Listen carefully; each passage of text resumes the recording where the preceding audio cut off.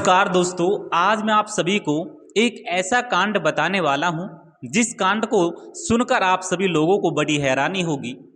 दरअसल दोस्तों, आज की हमारी जो सच्ची घटना की जो शुरुआत होती है ये होती है उत्तर प्रदेश के मुजफ्फरनगर जिले से। और इसी मुजफ्फरनगर जिले में एक हरिनगर नाम का एक गांव पड़ता है और इसी हरिनगर गांव में रहने वाला संजय कुमार जो कि इसी गांव के जमींदारों के खेत में मेहनत मजदूरी का काम किया करता था।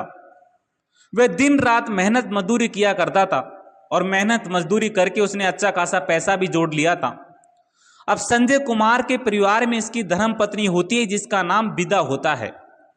विदा जो कि देखने में काफी ज्यादा खूबसूरत महिला होती है, लेकिन विदा का चाल चलन चरित्र कुछ ठीक नहीं होता। वह हमेशा लालची किस्म की महिला बनकर रहती है। जहां भी उसको पैसा दिखता था वहीं वो दौड़कर चली जाती थी। इस तरह से दिन गुजरते चले जाते हैं। अब संजय कुमार सोचने लगता है कि उसके पास जो पैसा इकट्ठा हो चुका है उस पैसे से वह 3-4 भैंस खरीद लेगा। और इस तरह से अब संजय कुमार अपने पैसों के दम पर 3 भैंस खरीद कर अपने घर में बांध लेता है। लेकिन यहां पर संजय कुमार के सामने सबसे बड़ी समस्या ये पैदा हो जाती कि उसके पास अपना कोई भी खेत नहीं होता, जिसकी वजह से वह अपनी भैंसों के लिए कहीं से चारा नहीं ला सकता था।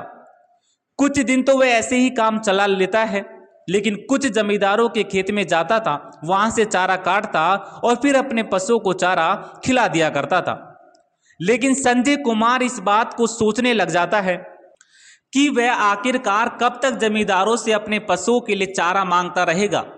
संजय कुमार अपने मन में ठान चुका होता है कि अब उसे किसी एक ही जमींदार के खेतों में कामकाज करना शुरू कर देना चाहिए, ताकि उस जमींदार के खेत में वो अपने पशुओं के लिए फ्री में चारा ला सके। और ये बातें सोचने के बाद संजय कुमार गांव के एक जमींदार कलीराम के पास चला जाता है।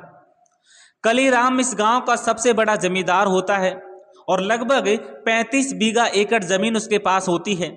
अब संजय कुमार कलीराम को अपने कहने लगता है कि जमींदार साहब, मुझे अपने खेतों में कामकाज करने की नौकरी दे दो ताकि मेरे घर का गुजारा चल सके, मेरे घर की गरीबी दूर हो सके। और इस तरह से कलीराम इससे कहने लगता है कि तुम बिल्कुल सही समय पर आए हो, क्योंकि मेरा नौकर 3-4 दिनों से पहले अपना काम छोड़कर चला गया है। तो मैं ऐसा करो संजय कुमार, कल से ही मेरे खेत में आना शुरू कर दो। अब जैसे अब संजय और इस जमींदार का कलीराम के बीच में सारी बातें चल रही होती है तो वहां पर कलीराम की पत्नी मधु भी आ जाती है। मधु जो कि कलीराम की पत्नी होती है, काफी खूबसूरत महिला होती है। और मधु जब इस संजय कुमार नौकर को अपने घर पर खड़ा देखती है तो मधु की नीयत इस नौकर पर खराब हो जाती है। मधु सोचने लग जाती है कि नौकर तो उसके काम का है, और इस तरह से मधु भी अब इस नौकर की तरफ आकर्षित होना शुरू हो जाती है। आज के समय में तो ये नौकर संजय कुमार अपने घर पर चला जाता है। जैसे ही दोस्तों अगला दिन होता है तो संजय कुमार अब अपने जमींदार के पास आता है और कहता है कि जमींदार साहब, मुझे आपके खेत में काम करने जाना है। आज के समय में तो ये संजय कुमार होता है खेतों में कामकाज करने के लिए चला जाता है और खेत में जाने के बाद वह चारा काटने में व्यस्त हो जाता है। लेकिन चारा काटते समय उसके सामने खेतों में एक बहुत ही बड़ा सांप आ जाता है, जिसको देखकर संजय कुमार काफी ज्यादा डर जाता है। संजय कुमार सोचने लग जाता है कि इतना बड़ा सांप मैंने जिंदगी में पहली बार देखा है। लेकिन फिर भी संजय कुमार हिम्मत करके उस सांप को भगाने में कामयाब हो जाता है और सांप फिर पास के ही ईख के खेत के अंदर चला जाता है। लेकिन संजय कुमार नहीं जानता था कि यही सांप आगे चलकर उसके परिवार के लिए कितना घातक सिद्ध होने लगता है, हो सकता है। और इसके बाद संजय कुमार अपने पशुओं के लिए चारा काटता है, साथ में अपने जमींदार के पशुओं के लिए भी चारा काटता है। और चारा काटने के बाद वह चारे को लेकर अपने जमींदार के घर पर चला जाता है। और इस तरह से लगभग काम करते करते एक 15 दिन का वक्त गुजर जाता है। आखिरकार एक ऐसी तारीख आई जाती है दोस्तों, जिसमें 15 सितंबर 2025 की सुबह के करीब लगभग 10 बजे के आसपास का वक्त होता है। आज संजय कुमार काफी लेट हो जाता है, लेकिन संजय कुमार जैसे अपने जमींदार कलीराम के घर पर जाता है तो कलीराम को आवाज लगाने लग जाता है, तो घर से कोई भी आवाज नहीं आती। अब दोस्तों जैसे ही इस संजय कुमार को कोई भी आवाज नहीं सुनाई देती तो संजय कुमार लगातार कलीराम को आवाज लगाना शुरू कर देता है। लेकिन देखते ही देखते कलीराम की पत्नी मधु देवी अपने घर से बाहर निकलती है और मधु देखती है उसके सामने उसका नौकर मधु बेहद खुश हो जाती है। इसके बाद नौकर संजय कुमार पूछने लगता है कि मेरा मालिक कहाँ पर गया है। तभी मधु कहने लगते हैं कि मेरा पति शहर में किसी जरूरी काम से गया है और मेरा 12 साल का बेटा स्कूल में पढ़ाई करने के लिए गया है। मैं घर पर बिल्कुल अकेली हूँ। और जैसे ही बातें कही जाती है तो फिर मधु इस अपने नौकर संजय कुमार से कहने लगते हैं कि तुम मेरे साथ घर के अंदर आ जाओ। और संजय कुमार अब मधु देवी के साथ इसके घर के अंदर चला जाता है। लेकिन संजय कुमार को इस बात के बारे में जरा भी भनक नहीं होती कि आज मधु उसके साथ क्या करने वाली है। और इस तरह से मधु अब इस अपने नौकर के संजय को कहने लगते हैं कि मैं काफ़ी दिनों से तुम्हें देख रही हूँ, तुम मेरे खेतों में काफ़ी मेहनत मजदूरी करते हो, लेकिन मेरा पति बहुत ही कंजूस व्यक्ति है, वह तुम्हें ठीक पैसे नहीं देने वाला। और इस तरह से देखते देखते मधु अपने घर के अंदर जाती है और वहाँ से लगभग 50,000 रुपये निकाल कर लेकर आती है और 50,000 रुपये लेकर अपने नौकर संजय कुमार के हाथ पर रख देती है।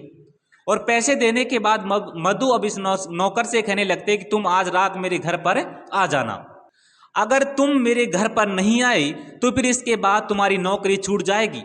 लेकिन नौकर संजय कहने लगता है कि मैं तुम्हारे घर पर तो आ जाऊंगा, लेकिन आज तुम्हारा इरादा क्या है। मधु कहने लगते कि मैं तुम्हारा साथ वक्त गुजारना चाहती हूँ और इस बात को मैंने तुम्हें लगभग 50,000 रुपये भी दे दिए हैं।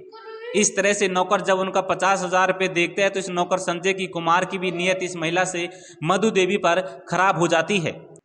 लेकिन संजय कुमार अब मधु से कहने लगता है कि मैं तुम्हारे घर पर रात तो कैसे आ सका हूँ, मतलब कि रात तो मैं कैसे आ सकता हूँ, तुम्हारा पति भी तो इस घर के अंदर ही रहता है, अगर उसे पता लग गया तो फिर मुझे जान से मार देगा। लेकिन मधु उससे कहते हैं कि मैं तुम्हें घबराने की कोई भी जरूरत नहीं है, सब कुछ मैं संभाल लूंगी, बस तुम रात के लगभग 10:30 बजे के आसपास मेरे घर पर आ जाना। और इस तरह से संजय कुमार उन पैसों को लेकर अब कलीराम के खेत में काम करने के लिए चला जाता है। अब जैसे ही नौकर संजय कुमार इस खेत में कामकाज करने चला जाता है तो मधु उसी समय अपने घर से बाहर निकलती है और फिर पास के ही एक नज़दीकी मेडिकल स्टोर पर जाती है, वहाँ से नींद की कुछ दवाइयाँ खरीदती है और नींद की दवाइयों को लेकर अपने घर पर वापस आ जाती है। अब जैसे ही शाम के करीब 7 बजे के आसपास का वक्त हो जाता है तो फिर मधु देवी अपने पूरे परिवार के लिए खाना तैयार करती है। वह अपने बेटे पति कलीराम के लिए भी खाना बनाती है, अपने बेटे के लिए भी खाना बनाती है और इस तरह से अब उस खाने के अंदर एक नींद की गोलियां भी मिला दी जाती है। फिर जैसे ही कलीराम खाना खा लेता है तो उसका 12 साल का बेटा सोनू खाना खाने के बाद फिर ये दोनों गहरी नींद में सो जाते हैं। तब तक करीब 10:30 बजे के आसपास का वक्त हो चुका था। इसके बाद मधु देवी अपने उस नौकर संजू यानी कि संजय कुमार के पास फ़ोन कॉल करती है, उससे कहने लगते कि तुम मेरे घर पर जल्दी से आ जाओ। और इस तरह से संजय कुमार अपनी पत्नी बीदा देवी को झूठ बोलता है कि मुझे खेतों में पानी देने के लिए जाना है। और ये 2 बातें कहने के बाद संजय कुमार अपने घर से निकलता है और फिर इस मधु देवी के घर के दरवाजे पर आकर दस्तक देने लग जाता है। मधु देवी अपने घर का दरवाज़ा खोल लेती है और फिर मधु इस नौकर संजय कुमार को लेकर अपने कमरे में चली जाती है। लेकिन संजू नौकर काफ़ी डर रहा होता है। संजय कहने लगता है कि अगर तुम्हारा पति जाग गया तो फिर यहाँ पर बहुत ही ज़्यादा भगदड़ हो जाएगी, ठीक है। लेकिन मधु उससे कहने लगते हैं कि मैंने अपने पूरे परिवार को नींद की गोलियाँ खिला रखी है, इस सुबह तक उठने वाले नहीं हैं। और इस तरह से मधु अपने इस प्रेमी संजय कुमार के साथ गलत रिश्ते कायम करने लग जाती है। संजय कुमार और साथ में मधु देवी दोनों तब तक गलत रिश्ते कायम करते हैं जब तक इन दोनों की मन की जो संतुष्टि है वो नहीं हो जाती। तो इसके बाद जो मधु देवी होती है कुछ और पैसे इस संजय कुमार को दे देती है और कहते हैं कि जब भी मैं तुम्हें अपने घर पर बुलाऊंगी तुम्हें आना ही पड़ेगा। और इस तरह से इन दोनों का प्रेम एक बहुत ही मतलब कि गहरा होना शुरू हो जाता है।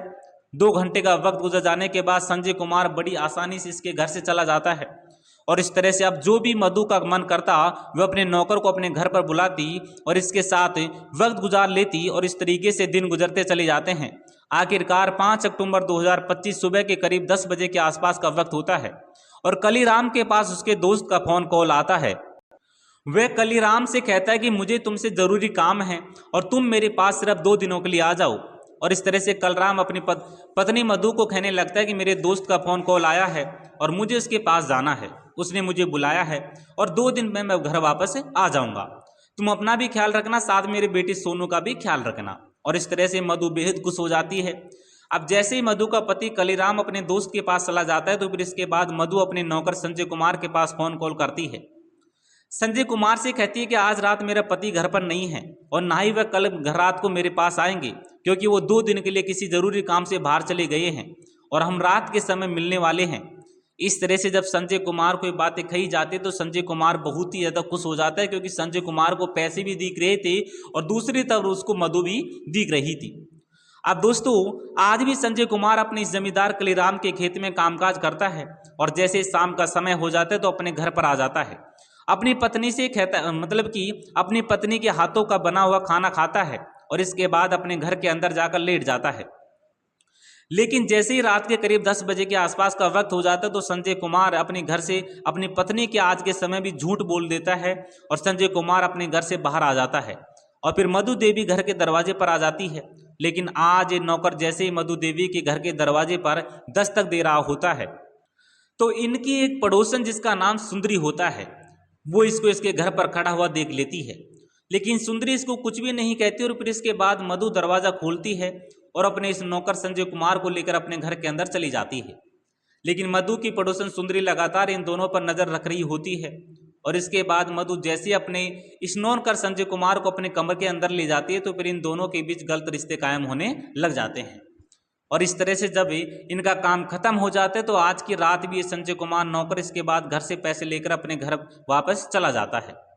अब जैसे ही दूसरी रात होती है तो दूसरी रात जब भी संजय कुमार इसके घर पर आता तो दूसरी सुंदरी पड़ोसन इसको आज भी देखती है और इस तरह से सुंदरी को अब यकीन हो जाता है कि ये नौकर अब कलीराम की पत्नी के साथ गलत काम करता है। जैसे ही पूरी रात गुजर जाती है, अगला दिन हो जाता है तो कलीराम भी अपने घर पर वापस लौट आता है। लेकिन सुंदरी जो इनकी पड़ोसन होती है मौका देखती है वह कलीराम को आवाज़ लगाती है, कलीराम को अपने घर पर ले आती है और कलीराम से कहने लगते कि तुम्हारा नौकर संजय रात के समय तुम्हारी पत्नी के घर पर आता है। अब जैसे ये बात सुंदरी देवी इस कलीराम से कहती है तो कलीराम को इस बात पर बेहद गुस्सा आने लगता है। कलीराम सोचने लग जाता है कि उसका नौकर और उसकी पत्नी ये दोनों उसको धोखा दे रहे हैं। और इसके बाद कलीराम अपने घर पर वापस आता है और अपनी पत्नी मधु से कहने लगता है कि मधु, मैं अपने इस नौकर संजय कुमार को काम से निकालने वाला हूँ। जैसे ही बातें कही जाती तो मधु कहने लगते हैं कि तुम्हारा नौकर बहुत ही अच्छा है। अब इसका पति जैसे इन दोनों को सुनता है तो तुरंत समझ जाता है कि जरूर दाल में कुछ काला है। अब इसके बाद संजय कुमार अपने घर से कुछ पैसे लेता है और पैसे लेने के बाद वो अपने इस नौकर संजय कुमार के घर पर चला जाता है। संजय कुमार के घर के अंदर जाने के बाद वह संजय कुमार को आवाज़ लगाने लगता है तो संजय कुमार की पत्नी विदा देवी घर से बाहर निकलती है और जब विदा देवी इसके सामने आती है तो फिर कलीराम की नीयत इसकी पत्नी विदा देवी पर खराब हो जाती है, क्योंकि विदा देवी भी देखने में काफ़ी ज़्यादा खूबसूरत होती है और इसकी खूबसूरती को देखकर अब कलीराम सोचने लग जाता है कि मुझे अपने इस नौकर की संजय कुमार से बदला ज़रूर लेना है। और इस तरह से बातें सोचने के बाद कलीराम अब इस विदा से कहने लगता है कि तुम्हारा पति कहाँ पर गया है। अब जो विदा होती है वह अपने इस मालिक से कहने लगते हैं कि मेरा पति अभी थोड़ी देर में आने वाला है। जैसे ये दोनों बातचीत कर ही रहे होते हैं उसी समय संजय कुमार भी अपने घर पर आ जाता है और फिर इसके बाद कलीराम अपने नौकर संजय कुमार से कहने लगता है कि संजय, तुम्हें काम पर आने की कोई भी ज़रूरत नहीं है, क्योंकि मैं तुमसे काम नहीं करवाना चाहता। अगर तुम्हारी पत्नी मेरे खेतों में कामकाज करना चाहे तो वह कर सकती है। अब जैसे बातें कलीराम कह रहा होता है तो विदा कहने लगते हैं कि मालिक, मेरा पति तुम्हारे खेत में काम नहीं करेगा, मैं तुम्हारे खेतों में कामकाज करने के लिए तैयार हूँ। और इस तरह से कलीराम बेहद खुश हो जाता है। कलीराम अब इस नौकर संजय कुमार का हिसाब किताब कर देता है, फिर अपने घर पर वापस आ जाता है। अगले दिन इस नौकर संजय कुमार की पत्नी अब कलीराम के खेतों में कामकाज करना शुरू कर देती है, लेकिन विदा देवी नहीं जानती थी कि उसका मालिक कलीराम के आगे भविष्य में चलकर उसके साथ क्या करने वाला है। कई दिनों का वक्त गुजर जाता है, आखिरकार एक ऐसी तारीख आई जाती है जिसमें 24 अक्टूबर 2025 का दिन होता है। दोस्तों, सुबह के करीब 10:30 बजे के आसपास का वक्त होता है और विदा देवी अपने घर से बाहर निकलती है और फिर अब थोड़ी देर के बाद अपने मालिक कलीराम के घर पर आ जाती है। कलीराम इससे कहने लगता है कि आज खेतों में बहुत ही काम है और तुम जल्दी से खेतों में आ जाना, तब तक मैं खेत में चला जाता हूँ। इस तरह से कलीराम अपनी मोटरसाइकिल उठाता है और खेतों में चला जाता है। कुछ देर के बाद विदा खेत में पहुंच जाती है और इसके बाद विदा खेत में बैठकर चारा काटना शुरू कर देती है। वह जमींदार के पशुओं के लिए चारा काटती है, लेकिन जब अपने पशुओं के लिए चारा काट रही होती है तो आज के समय में इसके सामने एक सांप आ जाता है और सांप को देखकर ये महिला डर जाती है और सहम जाते चिल्लाना शुरू कर देती है। अब जैसी चिल्लाने की आवाज़ें आती है तो कलीराम को ये आवाज़ें सुनाई दे जाती है और कलीराम ये आवाज़ें सुनाई दे जाती है तो कलीराम दौड़ते दौड़ते महिला के पास आ जाता है। अब कलीराम पूछने लगता है कि तुम इतने जोर की क्यों चिल्ला रही हो, मतलब कि इतने तेज क्यों चिल्ला रही हो। तभी विदा देवी अपने मालिक से कहने लगते कि तुम्हारे खेतों में बहुत ही बड़ा सांप मैंने देखा है और वो सांप एक खेत में जाकर छिप गया है। लेकिन कलीराम कहने लगता कि मेरे खेतों में तो बहुत सारे सांप रहते हैं, लेकिन आज तक इन सांपों ने किसी को कोई भी नुकसान नहीं पहुंचाया है। लेकिन ये महिला नहीं जानती कि आने वाले समय में ये सांप इसके साथ क्या करने वाले हैं। थोड़ा वक्त गुजर जाने के बाद कलीराम अब देखता है कि खेतों में कोई दूसरा तीसरा व्यक्ति नहीं होता। कलीराम अब इस अकेली और औरत को फायदा उठाने के बारे में सोचने लगता है। कलीराम इस महिला विदा को कहने लगता है कि विदा, तुम्हारे घर में गरीबी का आलम छाया हुआ है, अगर तुम चाहो तो अपनी गरीबी दूर कर सकती हो। और इस तरह से कलीराम देखते ही देखते कुछ पैसे अपनी जेब से निकालता है और विदा को पैसे दे देता है। विदा लालची किस्म की औरत होती है, जैसे ही पैसों को देखती है तो सोचने लग जाते हैं कि जमींदार हमारी गरीबी को दूर कर सकता है। और इस तरह से अब वो जमींदार कलीराम इसे विदा से कहने लगता है कि चलो ईख के खेत में चलते हैं। लेकिन ये महिला कहने लगती है कि मुझे आज के ही लगभग 5,000 रुपये की सख्त जरूरत है। अब जैसे ही 5,000 की बात आ जाती है तो कलीराम कहने लगता है कि मेरे पास इस समय इतने पैसे नहीं है। लेकिन महिला विदा देवी जिद पर अड़ जाती है और कहने लगते हैं कि मुझे 5,000 रुपये की सख्त जरूरत है। इसके बाद कलीराम तुरंत अपनी मोटरसाइकिल उठाता है, फिर उस मोटरसाइकिल के माध्यम से अपने घर पर आता है और घर से 5,000 रुपये ले लेता है और फिर खेत में चला आता है और 5,000 रुपये इस विदा को दे दिए जाते हैं। तब जाकर विदा बात को मान जाती है और उसके बाद कलीराम इस विदा को लेकर ईख के खेत में चला जाता है। एक ईख के खेत में जाने के बाद दोनों अपनी रजामंदी से गलत रिश्ते कायम करने लग जाते हैं और तब तक गलत रिश्ते कायम किए जाते हैं जब तक दोनों की संतुष्टि नहीं हो जाती। आखिरकार जैसे ही दोनों का मन भर जाता है तो दोनों इस खेत से बाहर निकल जाते हैं और इस तरह से कलीराम और इस महिला विदा देवी का प्रेम प्रसंग शुरू हो जाता है। अब तो जब भी कलीराम का मन करता है इस महिला विदा देवी को अपने खेत में ले जाता और खेत में ले जाने के बाद इन दोनों के बीच में गलत रिश्ते कायम हो जाया करते थे। कलीराम इसको लगातार पैसे दे रहा होता है जिसकी वजह से ये महिला खुश हो जाया करती थी। काफ़ी दिनों का वक्त गुजर जाता है। आखिरकार एक ऐसी तारीख आई जाती है दोस्तों जिसमें 2 नवंबर 2025 की सुबह लगभग 10 बजे के आसपास का वक्त होता है। कलीराम अपने मोटरसाइकिल के माध्यम से अपने खेत में जाकर बैठ जाता है। आज ये कुछ शराब भी लेकर गया था और शराब पीते पीते इसको अपने दोस्त मनीराम की याद आ जाती है। इसके बाद कलीराम अपने दोस्त मनीराम के पास फ़ोन कॉल करता है और मनीराम से कहने लगता है कि आज जल्दी से मेरे खेत में आ जाओ, तुम्हें गंगा में अगर डुबकी लगानी हो तो जल्दी से मेरे खेत में पहुंच जाओ। और इस तरह से मनीराम अपनी मोटरसाइकिल लेकर खेत में चला आता है। मनीराम जैसे अपने दोस्त कलीराम के पास पहुंचता है तो कलीराम उस समय खेत में बैठकर शराब पी रहा होता है। मनीराम अपने दोस्त से कहने लगता है, पूछने लगता है कि आखिरकार गंगा में डुबकी लगाने वाली कौन सी बात थी। कलीराम अपने दोस्त मनीराम से समझाता है कि देखो मेरे खेत में वो महिला बैठी है, वो आज उसके साथ हम जमकर मस्ती करने वाले हैं। मनीराम भी वहाँ पर खुश हो जाता है और इस तरह से दोनों दोस्त बैठकर वहाँ पर शराब पीना शुरू कर देते हैं। जब दोनों का गहरा नशा हो जाता है तो इसके बाद कलीराम अपने दोस्त मनीराम से कहने लगता है कि मनीराम तुम्हें यहाँ पर मेरा इंतजार करो और मैं उस महिला विदा को लेकर ईख के खेत में जाता हूँ।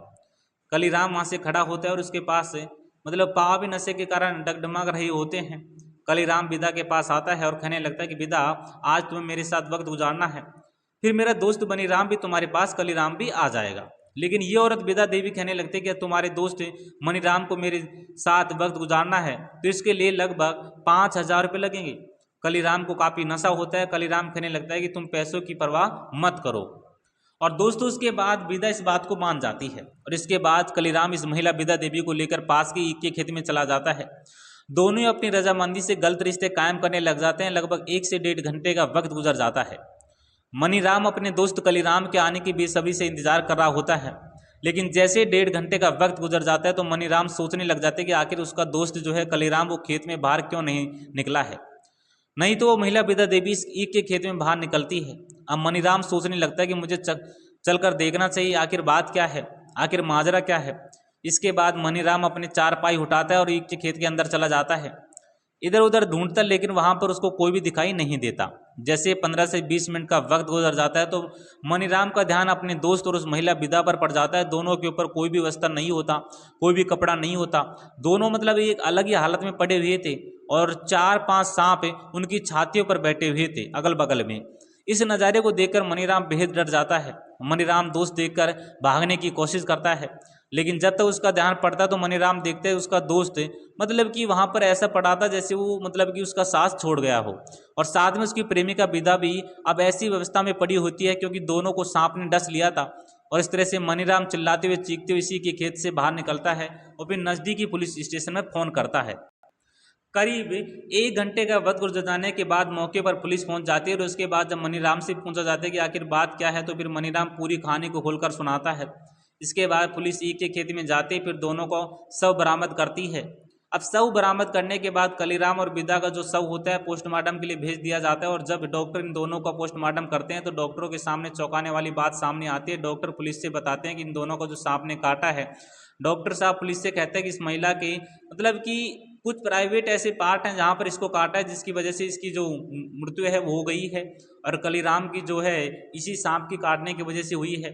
सांप ने उसके गर्दन पर कई बार काट लिया है। इस तरीके से इन दोनों की मतलब कि ये दोनों ही अब इस दुनिया में नहीं रहे। और इसके बाद जब ये घटना पूरे इलाके में आग की तरह फैल जाती है और ये चर्चा की विषय बन जाती है और इस तरह से सांप की वजह से 2 परिवार बिल्कुल बर्बाद हो जाते हैं। लेकिन पूरे परिवार घटनाक्रम में कलीराम की बहुत ही बड़ी गलती होती है, साथ में विदा की बहुत बड़ी गलती होती है। ये दोनों गलत रिश्ते बनाने के लिए खेत में जाते थे जिसकी वजह से सांप के द्वारा काट लिए जाते हैं और फिर दोनों की मौत हो जाती है। तो दोस्तों पूरे घटनाक्रम को सुनाने का मेरा उद्देश्य किसी की दिल को दुखाना नहीं था, बल्कि आप सभी को जागरूक करना था, आपको सावधान करना था। तो दोस्तों मिलते हैं किसी ऐसी घटना के साथ, तब तक के लिए जय हिंद जय भारत। अगर वीडियो पसंद आया तो दोस्तों वीडियो को लाइक करके चैनल को सब्सक्राइब अवश्य कर लेना।